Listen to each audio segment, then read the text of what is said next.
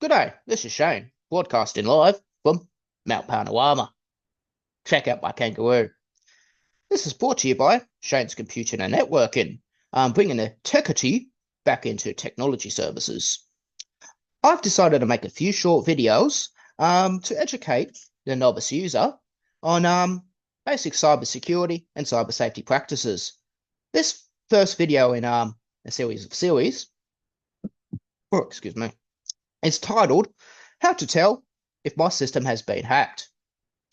So I'm going to be using a Windows 10 operating system to demonstrate this. However, you can apply the same kind of principles and standards to Macintosh or Linux operating system. So without further ado, let me share my screen and I'll give you a demonstration. All right, let's just move me over here.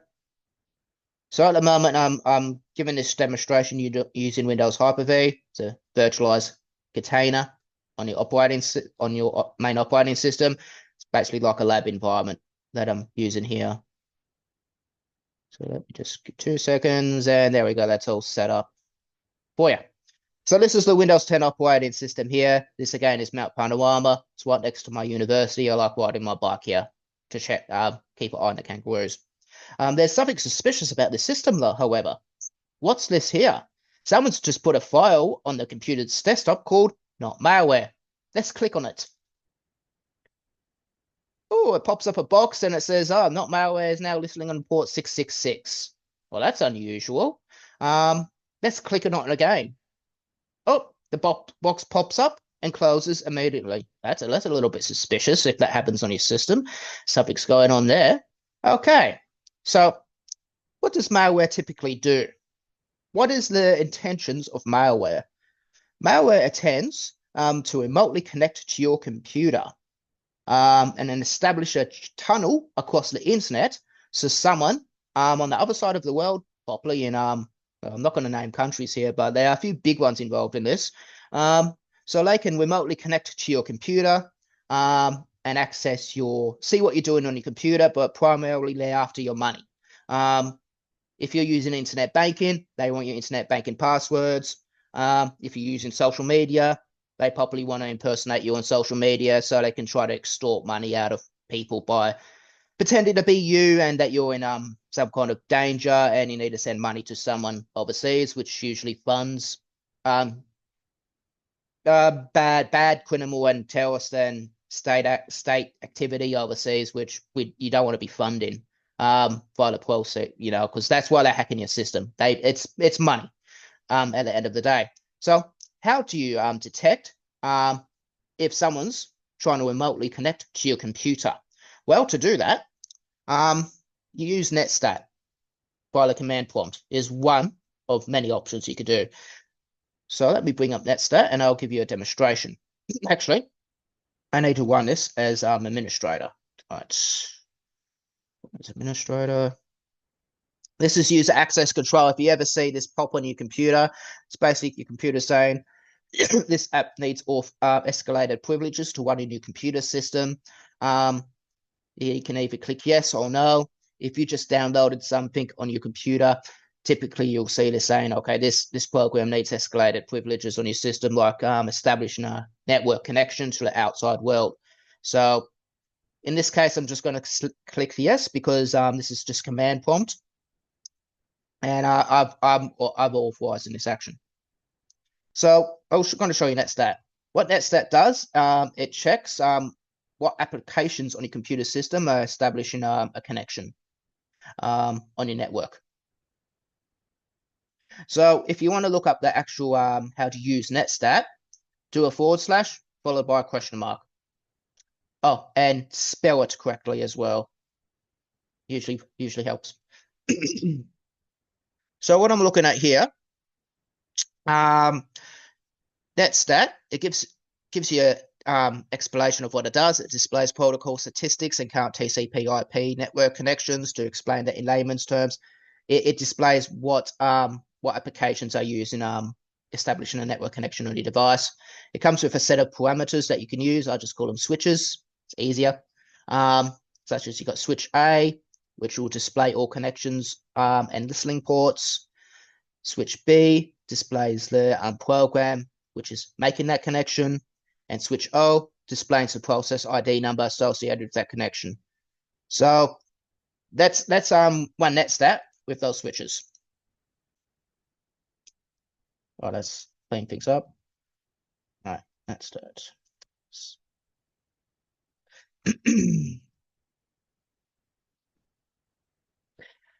Give it a minute. Right now, scroll to the top. All right, there it is right there. Anyway, let me give you an explanation of what we're looking at here. All right, the first header here, the first header here, we're looking at the protocol, local address, phone address, state, and your process ID number. Then you got the application actually making the connection down here, so details of the application itself. Rightio. So to try to attempt to explain this in layman's terms for the novice, you have protocol, which is either TCP or UDP. That typically picks up TPC. The novice doesn't need to really understand much about this. I won't get bogged down in the technical details of what TCP and UDP is. So let's move on. Your local address is probably what you need to focus at. Now, your local address will either be 127.0.0.1. What that is, that's the connection, or that's your address of your local system before it connects to any local area network, such as your home network. Then you got your local area network address. That probably typically starts in, well, here's an example of one here, 172.26.121.144, and that's the port number it's connecting. That's your local network. So that could be the IP address of your computer, your printer, your smart home system, anything inside your house has an IP address like that. Anything outside your house will have an IP address, probably something like this, because it's connecting via the internet, via HTTPS, which is the protocol used to establish an internet connection. So this is probably just a connection to, say, a public IP address owned by Microsoft, for example. I can tell that because searchapp.exe is a Microsoft product. So let's see if we could find any malicious activity in here. All right, first, SPZ host. That's normal on Windows operating systems. You're going to see a lot of this. Don't worry about that. lass.exe. That you're probably only going to see in domain joined environments. I'm not going to get bogged down in the technical details of that because the average user probably won't see that. But what do we have here? We got something here called not malware, and it's establishing a connection to your local host 127.0.0.1 on port number 666. Now I know exactly what this is because I created it myself. I generated it in Python and built an executable file for the purposes of this demonstration. This is not really harmless at all because it's not establishing a connection to your local network or the outside network. It's just listening. It just opens up a port on your local host and listens on port 666.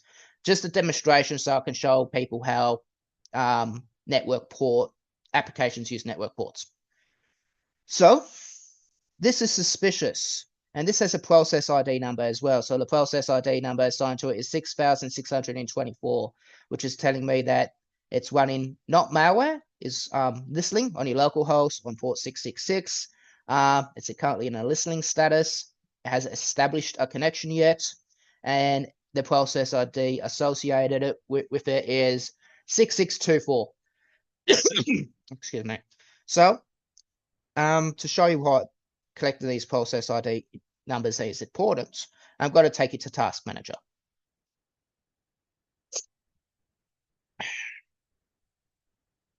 So again, for the novice, you don't need to download any of this. It's already pre-built into your system. All right, so here's Task Manager. Task Manager displays the apps running in the foreground of your computer and the apps running in the background of your computer. So there's a lot of apps here which are running in the background, which you won't see, but they are operating on your system. How do you tell which one's malicious or not? There's a lot here. Well, you could do that by checking its digital signature. Let me show you how to do that. For CommSolgit, for example, I simply right click, and I go to properties. Then I click on digital signatures. Let's go to Microsoft's digital signature here. So this application's got a signature, a certificate, which is issued by Microsoft Windows on 2023 when they issued this certificate. You got counter signatures as well. This is just a Microsoft certificate indicating this application is fine. Microsoft's assigned it a certificate. So we don't need to worry about CommSolgit. You could do that for each one of these processes here. You could just right click. Some of them, well, yeah, right click, go to properties for Skype, for example. What's Skype signature? Oh yeah, Skype's owned by Microsoft, so that's Microsoft Windows as well. I hope you get my point in checking signatures. You don't even need to connect to the internet to do that. You can just check its signatures. Now, let's go to the details tab. Now, let's go back to command prompt. Because I forgot that number. 6,624. Let's see if we can find 6,624. And there we are again. There's not malware. 6,624. Okay. Now you can just simply end this task here, and it'll basically, you can just click here to end the task, and it'll stop not malware for running. But before I do that, I'm going to show you something else. I've clicked on Performance tab. Now I'm clicking on the Open Resource Monitor. So what I'm showing you here is how you can further monitor your network activity and a few more extra tips for cyber safety. Let's click on Network Activity. This is going to detailing the network traffic on your system. Give it a minute. I probably need to visit a web page for it to actually I don't even have to do that.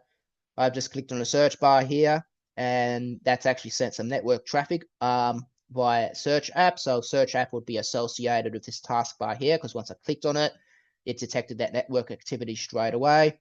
It monitors how much traffic is being sent. It monitors that in bytes.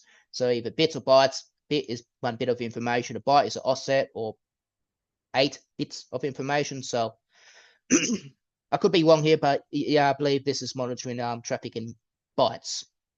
So say your system is idle and it's just sitting there running in the background. You don't expect your system to be sending a lot of traffic while you're not browsing the internet, for example. So if you're looking at this section here where it says, this sending here where it says send, and your system's sending a lot of data onto the internet, but you're not uploading anything, that's an indicator that your system has been compromised. So it's always a good idea to monitor your network activity. If it's kind of like monitoring your water usage in your home. Say if one of your neighbors comes along, sticks a hose in one of your water taps in your backyard and starts nicking your water, you can detect that by monitoring your water usage. So monitoring your high water usage. And you'd be like, hey, I'm not using water, but there's a high water usage here. Someone's nicking my water. This is the same principle here with monitoring outgoing network traffic and how much traffic has been sent. Now we got your TPC connections here. What a TPC connection is, basically it's a network connection which connects to an outside connection. Usually that does it by a three-way handshake. I won't get bogged into the details. But basically if you have a look here, you can see your local address. Your local address is assigned to your computer. Usually people keep this private. I'm using a virtual machine, so, you know, I don't mind showing my local address to YouTube because it's on a VM. I can just turn off the VM. Anyway, I digress. We also got a remote address. The remote address usually is a connection to the outside world, such as the internet, such as you're living in Sydney and you're connecting to a connection in Melbourne or New York, for example. So this is all going to be Microsoft IP addresses because it's just searchapp.exe and svchost.exe, which are Microsoft programs. So we don't need to worry about that. We now got your listening port. So listening port is like someone sitting by a telephone waiting for someone to call, kind of like me when I'm waiting for someone to call. as a sole trader for a contract.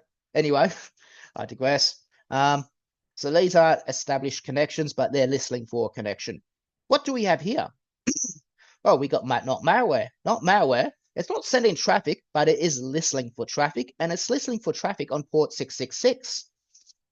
So at the moment, I just got this assigned to a local host. Not malware, does not connect, is not assigned to an IP address, which is say on your local network or the internet. So it's harmless. But if that was assigned to say an IP address on your local network or the internet, and I added a few extra lines of code, which basically enables remote control of your computer, then that can now be deadly. But this malware I just wrote is 5 lines of code. It just opens a port, does nothing else. It's just for demonstration purposes. So yeah, don't worry about that.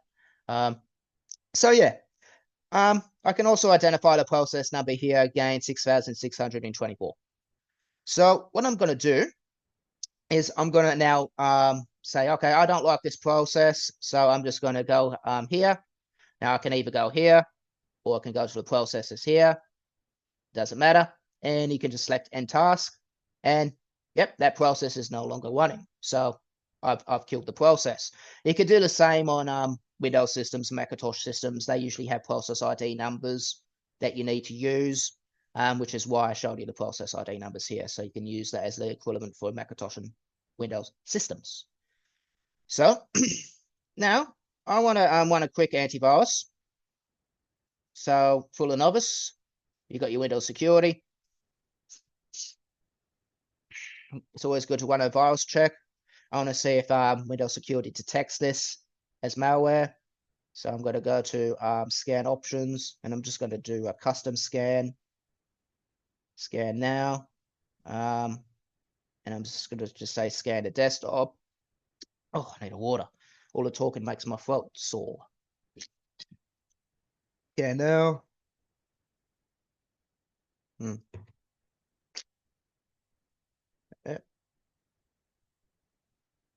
Well, I don't think it's connected to anything. I'll try one more time. Custom scan. Check the folder. Select the folder. Yeah, well, I don't think it's I don't think the scan's running. Let me try one more time because Windows scan can be a little bit complicated. So I got a custom scan. The scan now. Oh yeah, the scan was running. It was scanning it very quick. That's why I probably didn't see it. So it's running scanning suspiciously. It has it detected, not malware, as malware. This was probably because let me stop sharing here because this is actually brings up a good point. The reason why the antivirus system probably didn't detect this as malware, one, it's not really that malicious, but two, is because I created this malware, well, not malware, myself. I generated it via Python. It's not been released to the wild at all. So it's unknown to antivirus systems. The way antivirus systems work is, and this is why it's always important to update your antivirus system, is because every time a new piece of malware gets released to the wild and it's detected, it's assigned a signature. And the antivirus company will assign it a signature to say, okay, this is associated with malware, and that's how your malware on your system eventually does get detected. So if you don't update your antivirus regularly, you're not going to get these new signatures. So all new malware is not going to get detected on your system.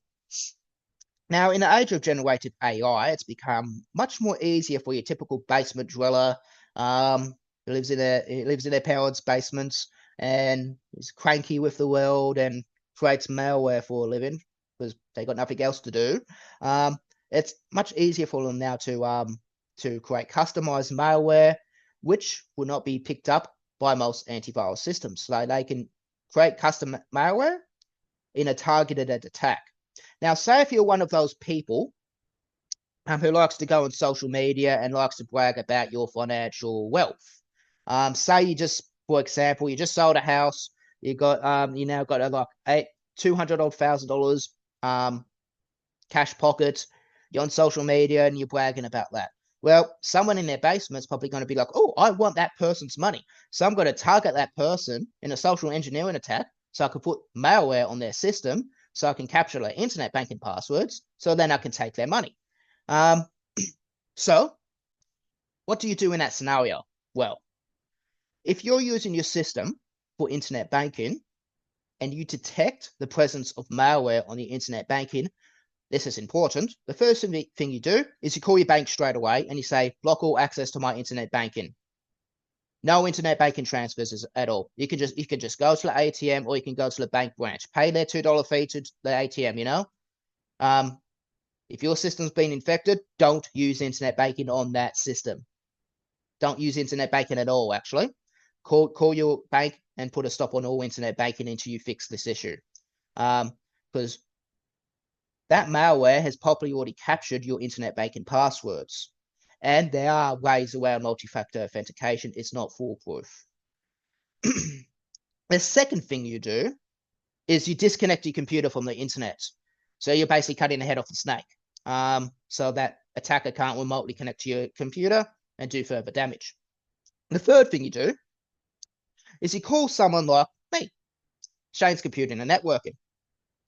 Pick up your yellow pages if you haven't got internet access anymore because you had to turn off your internet, or use your mobile telephone and search for IT contractors, computer trade people, network engineers.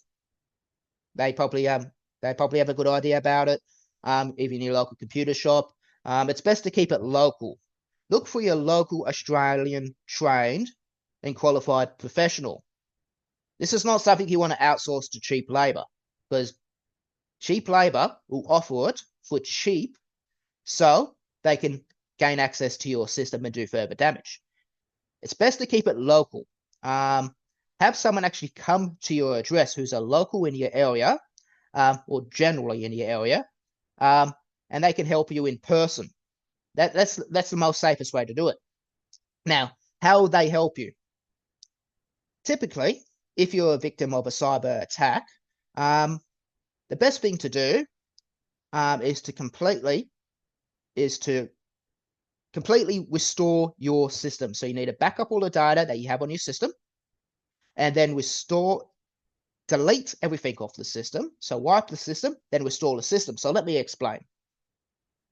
You'll need one of these devices. You can pick them up at most electronic shops or office supply stores.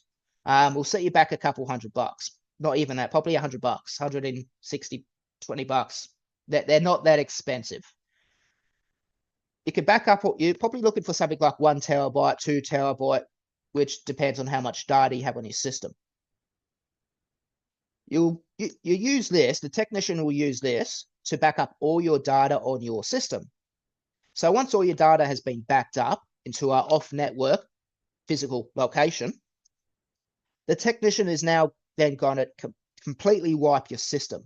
Now, this has to be professionally done. It's not as simple as just typing in system restore or system reset or on Microsoft and just going through their prompts. No. The technician needs to delete absolute everything on your system. Everything needs to be wiped. I'm talking about your system partitions, your drivers, everything needs to be wiped from the system. Kind of like a computer is at return to a factory state level, like it's just been released from the factory floor. It hasn't had an operating system installed on it yet. So once the technician's actually done that, they'll then restore your system. So they'll then reinstall your operating system, reinstall your drivers, reinstall your system updates. It's a bit of a process.